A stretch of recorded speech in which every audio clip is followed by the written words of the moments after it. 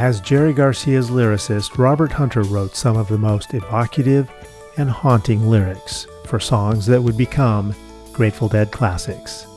Hunter recently published his songs in a new book called Box of Rain. In November of 1990, he embarked on a small book tour in the Bay Area. At a book signing event at Black Oak Books in Berkeley, California, Hunter casually fielded questions from deadheads about his songs, his origins in Menlo Park, playing with John Cipollina, and writing lyrics for Bob Dylan. Deadhead TV was on the scene for Hunter's rare public event. Good evening, ladies and gentlemen, this is Pastor Audio Radiance, and welcome again to another session of What Is It? For the next 30 to 40 minutes, presented by David Gans, supplying host of Deadheads. David, it's nice to see you. Nice to be visible, Bob. Could you just put this in a little bit right out here? I'm in charge of this record. It's the second time he's preempted one of my interviews with me. Okay, it's all yours, pal. Any questions? Yeah, where'd you get the word pal from? Pal, the band said thanks, pal, recently. It's a Canadian word. Where'd you get it? That's short for Personal Alliance Liberation Front. Is that like small groups for social change? Essentially, although we have been thinking of expanding, we're going to be passing out literature after the show tonight. And if you'd be interested in being a chapter president in your neighborhood, you know, now's the time. Now's the time to get interested. It's wide open. There's a rubber chicken in every pothole.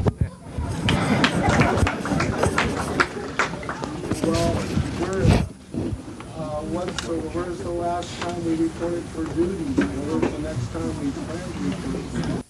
I've been on duty pretty much permanently, so there's no back door.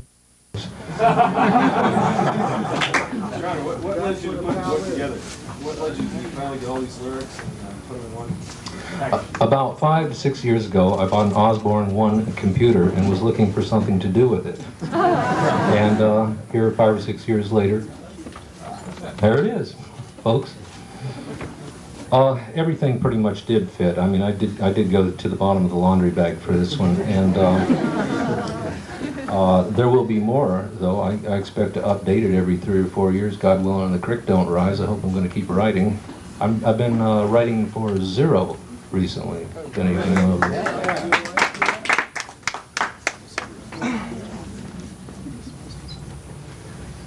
David, do you have any questions? Oh yeah, there was one question I wanted to ask just to get things rolling, and that is, what the hell is China Cat Sunflower all about?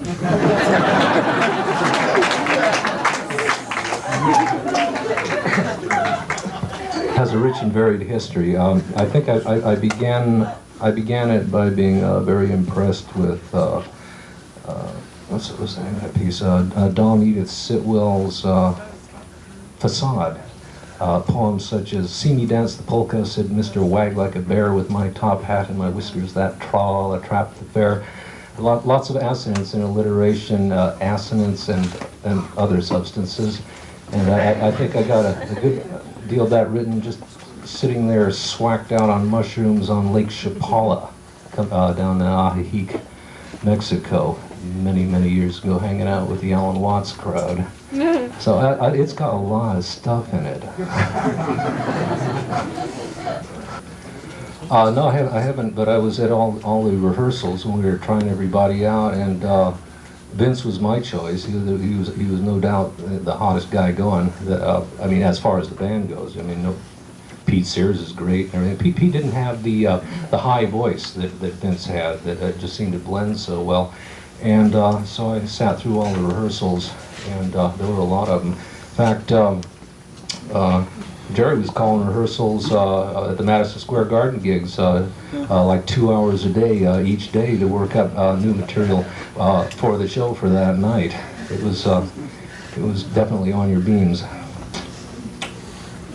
and things like that.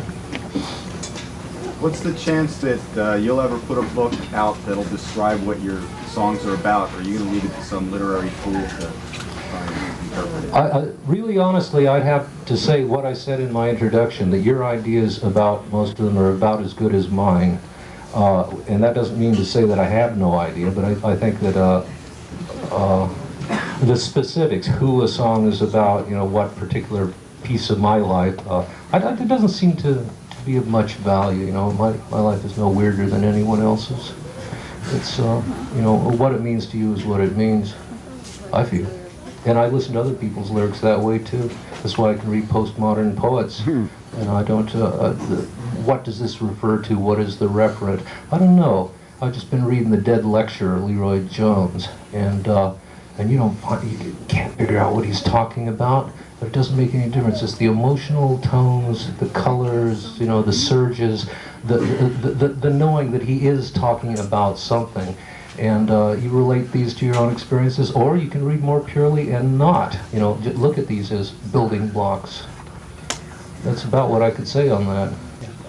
I think that I've found that if you happen to be riding a bike when inspiration strikes, you're going to pump real good, and if you happen to be writing a song when it strikes, then that's when it's going to happen. And I'd say I write a lot. I'm often at my typewriter, and so when things, when the sky opens up for me, that's where I happen to be sitting, and I get it down. And that's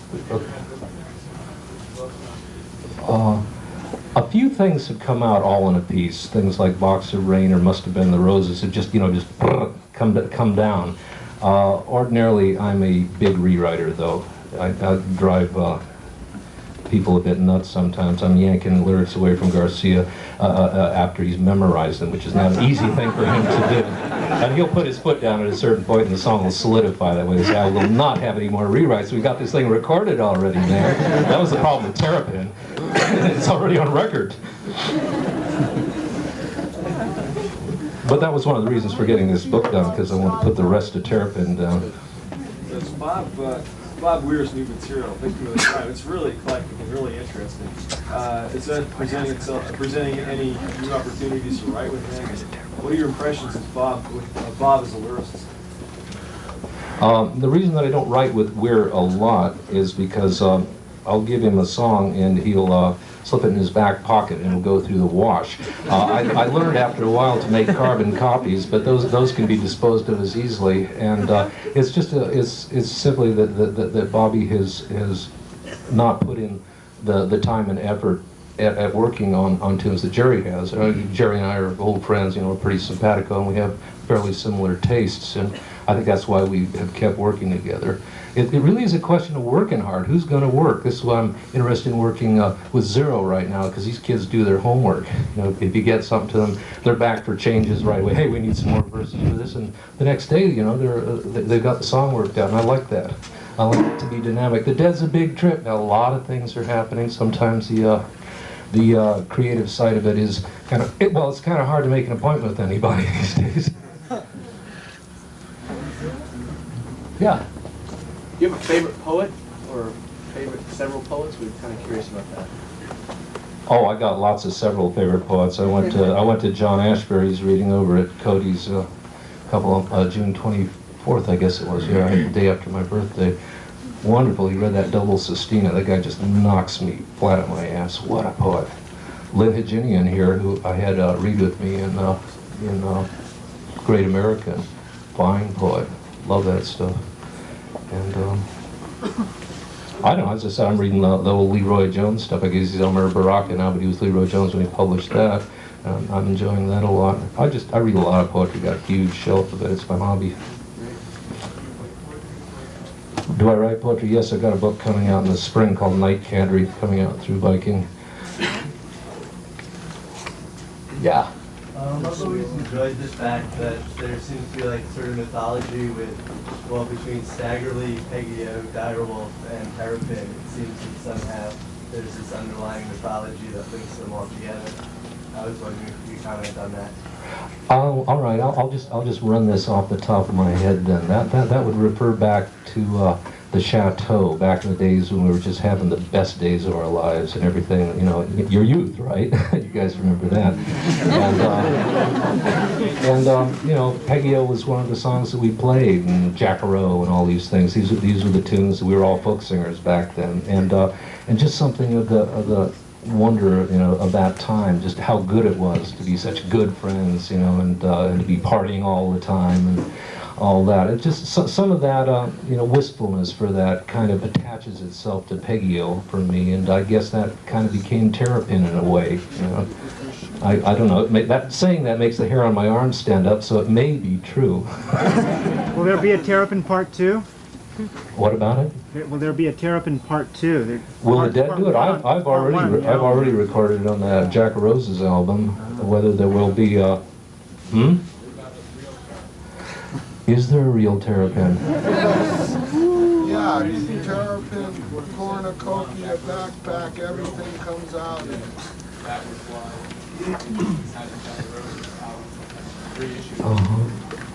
Well, it was a temporary one. I've got as close as I think I'm ever going to come to finishing it in the book here.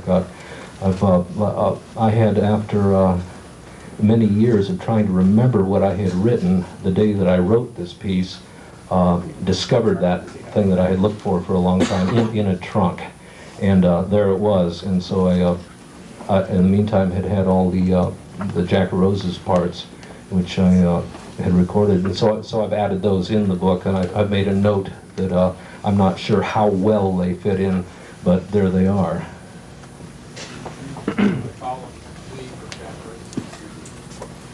Yeah. It's embarrassing, man. It's too personal, you know? I have a problem with that sometimes, with that Jack-A-Rose. I wouldn't dare listen to it. Well, I had the same problem with Rum Runners. It seemed too personal to put out again. I was glad that it had disappeared, and then I listened to it, you know, here, however many, 15 years later, and I didn't see any reason not to release it, and I assume the same would be true of Jack-A-Rose's eventually.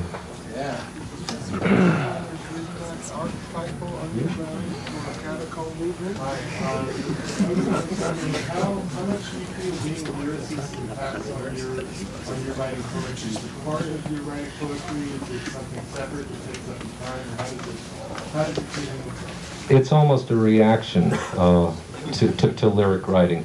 There's no rhyme in my poetry. If one of them creeps in, I get it out of there.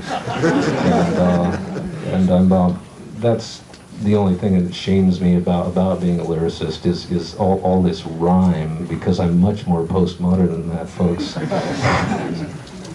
But you gotta rhyme or people can't remember the words.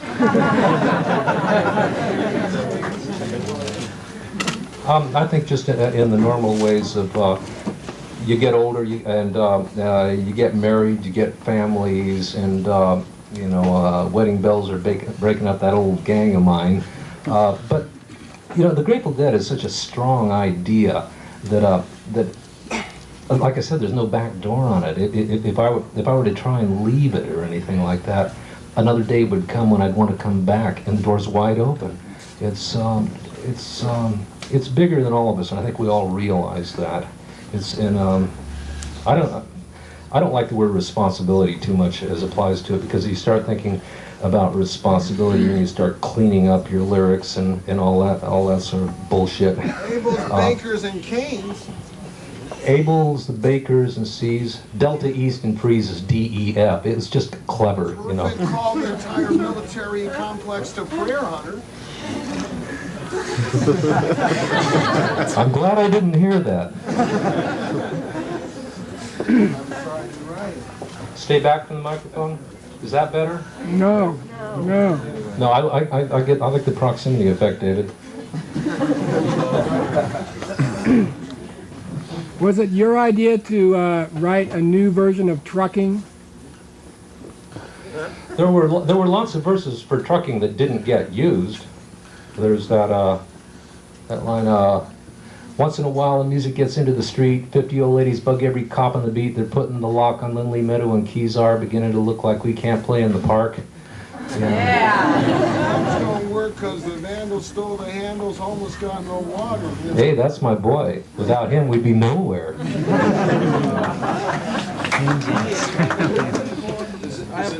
Is a sequel to Truckin' possible given the band's new problems with being on the road? No. Present any kind of... No. No, I mean, that was a very, it was a... That's gonna be like Glass Onion, wouldn't it? The sequel. Are you planning to play electric again with a band like Comfort? I don't have too many because John Cipollina destroyed my ears, man. He took them to heaven with him, or wherever people like John go. But standing, well, I mean, there's some pretty paisley places where John might end up. But there was, yeah, standing next to John there for a couple of years with the Dinosaurs. Well, my left ear is not what it used to be, and then Barry on the right, I have to turn up to get with him, and so the right ear isn't what it should be either, and so I have to pretty much go on third eye at this point. I can't tune anymore, and thank God for tuning machines. Yeah, well, you mean straight acoustic into a microphone or electrified acoustic? Because I'm going out on the road with starting a tour Tuesday. I'm opening in Philadelphia, and I got a Guild Songbird, which is a real fine little acoustic, which is getting a sound that I haven't been able to get with some of my other guitars that I think will stand good EQ, and it's real easy to play. The fretboard is not like an electric, but it's closer than like an acoustic, and I'm having a real good time with it. Seen my calluses for 6 weeks, 2 hours a day, ready. I laid off for 3 years because of personal reasons, and feels good to be playing music again. I'm real hot to get on the road. Yeah, I want to do the world tour on the 26th. How do you feel about warning labels on albums for lyrics? No, I think that's realistic. I don't. The problem with censorship, of course, is who's going to do the censoring and what's the criterion. I don't believe in that. I don't see any reason not to label a record that's full of inflaming language as being such. How would you feel if your songs were labeled with those? Well, I kind of welcome it, you know. It's I can use some sales.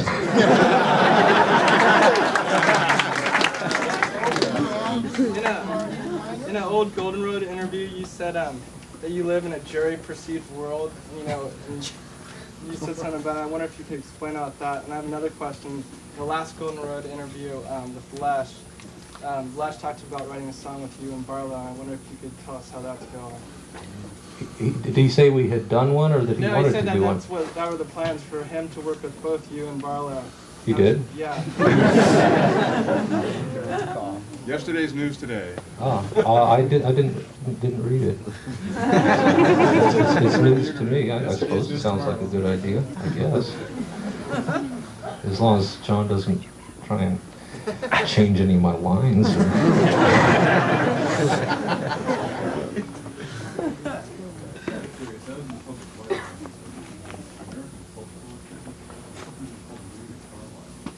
Folk songs in North America, Alan Lomax? Oh, sure, that's where I learned it from. Okay. Yeah. In the book, there's two ending versions of the Mm-hmm. Wondering why Jerry recorded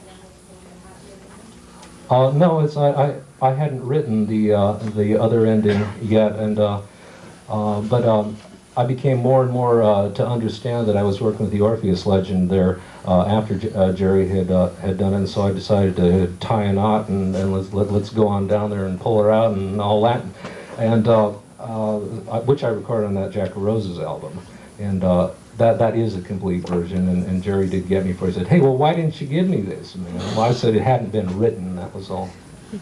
Nothing more than that. How did I feel about writing lyrics for Dylan? Oy vey.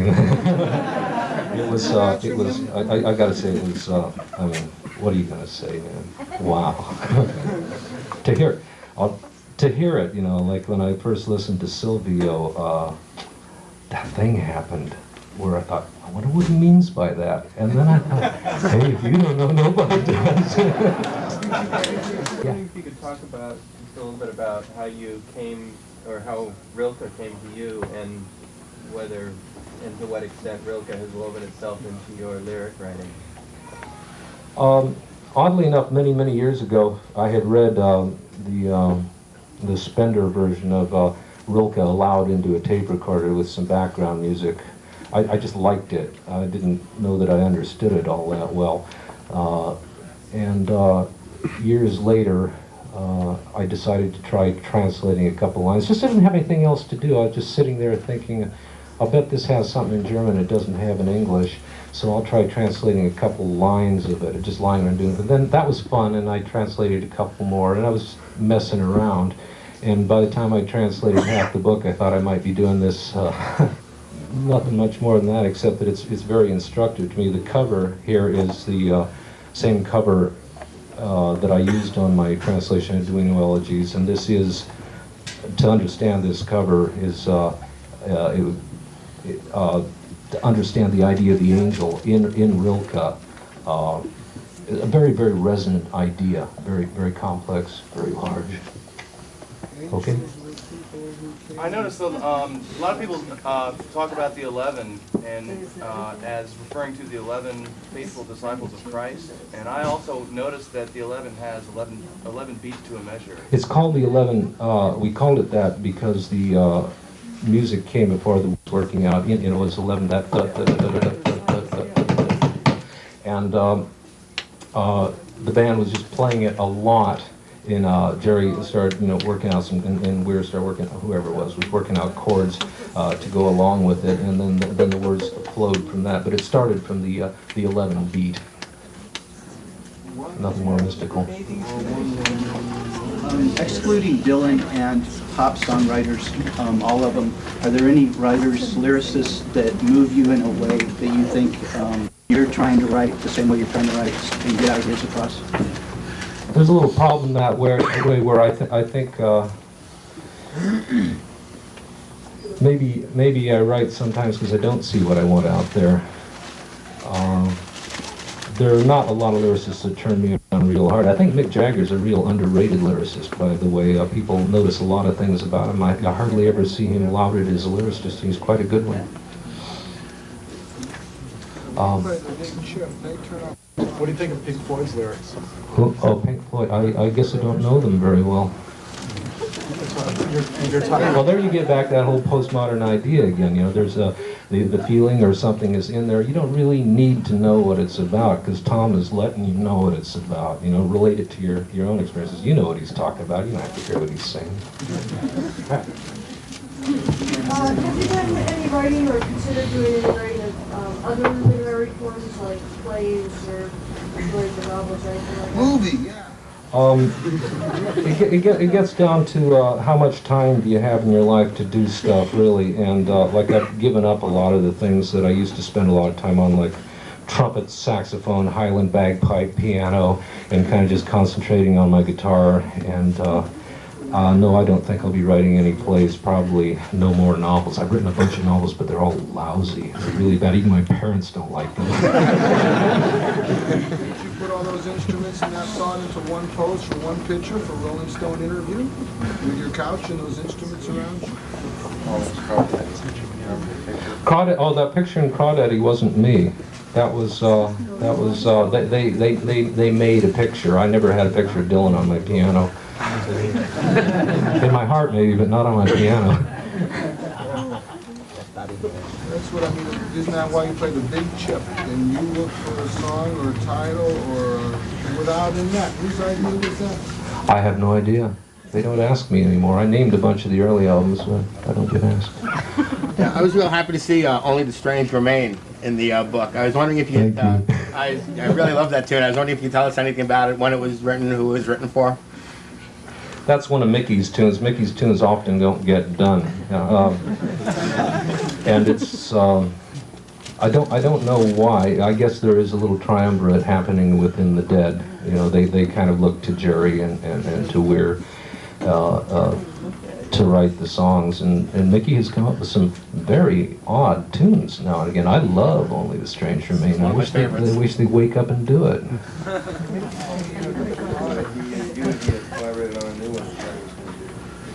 Yeah, Corina. Yeah, that's a good one. That I don't know. I never know until I buy the record. I gotta buy them, folks. One thing that's known for the publishing company time. Is that too personal? I hear this recurrent voice asking questions. I can sell them. Oh, this isn't just a joker. This is somebody you're... Well, I have another. Okay. Yeah. That was Rock Scully's idea. Kurt Vonnegut. Came on Kurt Vonnegut. No,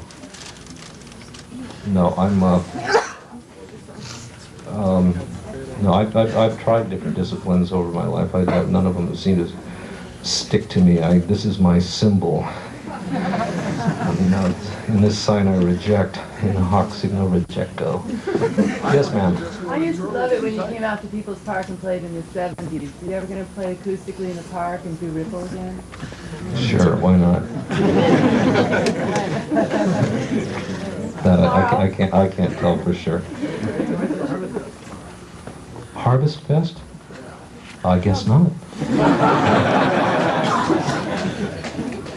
When you write a song...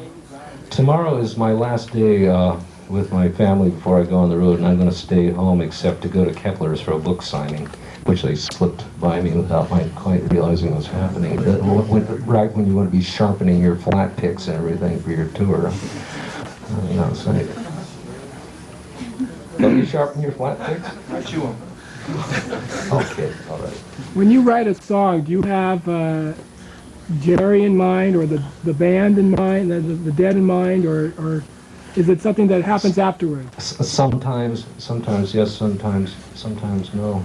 So the only hard and fast rule about my writing is I don't have any hard and fast rule, I would say. It's just You're willing to stay in every blue light hotel to write your song. that was written at the Chelsea Hotel. That's a fact. And that is the vibe of Stella Blue. It's very, very like the Chelsea Hotel. I don't know if any of you stayed there. It's like that song.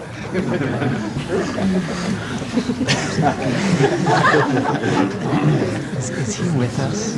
I told you, you got to speak up because Cipollina got my left ear and Barry Moulton got my right. Okay. Yeah. In '78, you were playing a longer piece towards the end of your show. It's called "The Wandering Jew," I believe is the title. Oh, Eagle Mall. Yeah, that's in the book there. It is, huh? Yeah. Can you comment any on that? It's a Yeah. long I started writing the piece, the John Silver part in it, back around the time of the Watts acid tests. I mean, that's a real old thing, and it gets into some pretty, pardon the expression, archetypal stuff. I love it personally. It's got the oddest resonance to it, and one which I understood for many years, and I worked on it, and I guess it's dated. I don't know. I just don't know what to make of that piece. Just I have played it sometimes, and I do love it. I don't know what other people would think about it. It ties nicely into Terrapin, is all I know. Yeah, would you play it again? Possibly, but at this... Take requests? Where's your guitar? My guitar is home being charged right now. It's under my pyramid. Hold it under your arm. Well, okay, let's do a little bit more nonsense here than get to signing books, folks. Yeah. What kind do I listen to? Okay. Well, I was listening to that Mickey and Jerry's record there. They did the Zintars a lot lately, which I think is stunning. Ron Marcus, who's in the audience here somewhere, makes me gets all the Rolling Stones tapes over the centuries to me, like those. And I don't know. I'm a big fan of the Beethoven string quartets. I got all the versions. What about my quartet?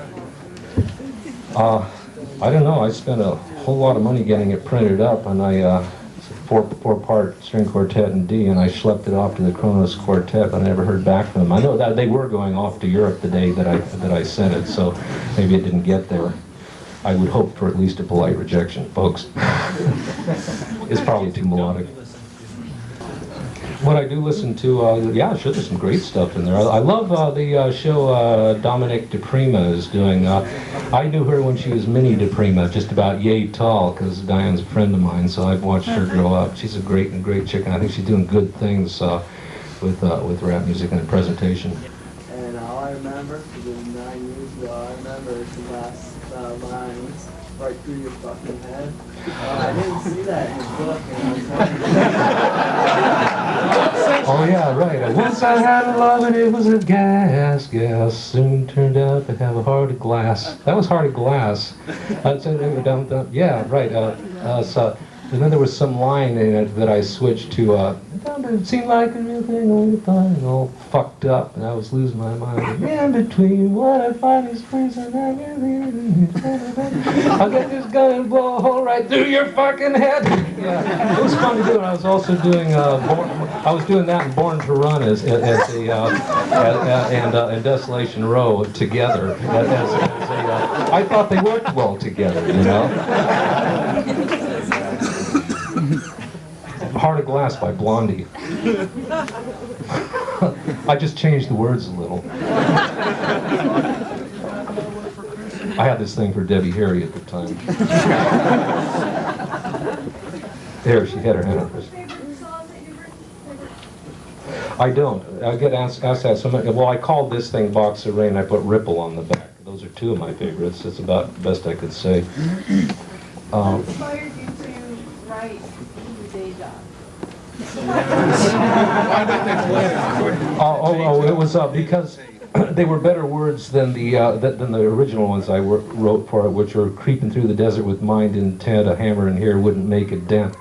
And I just, what I liked about it was the rhythm of the words. I had a certain rhythm and a certain set of chord changes, and Keep Your Day Job was the best bunch of words that I came out that got that rhythm and had a nice snappy repeat phrase to it. Why did you leave out the verse about the V8 vet in the book? V8 vet. Mama made bathe in champagne, yes. God bless the child who's got his own stash, 9 to 5 in the place.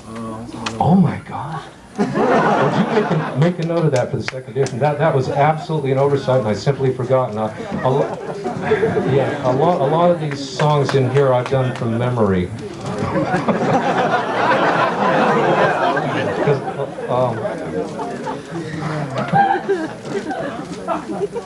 That was the best verse in the song, if you remind me of it. That's terrible. No, I did write that one down from memory, I'm afraid. We've got time for one more question for the book signing. If you can get one line. Before we take the last question, everybody be sure to pick up one of these. It's a broadside, it's the lyrics to Ripple, and it's beautifully letterpress printed, and you can get one for free on your way out this evening afterwards. Oh yeah, he's been trying to ask a question for the longest time. What was it?